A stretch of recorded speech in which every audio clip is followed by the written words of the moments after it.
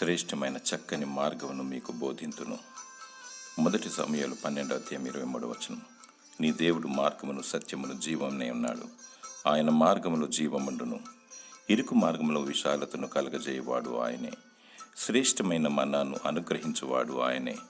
దేవుని మార్గమును దీనుడు కనుగొందురు.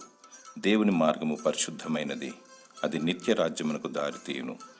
దేవుడు నీ త్రోవను సరళము చేయును. సజీవ యాగముగా నిన్ను నీవు దేవునికి సమర్పించుకో.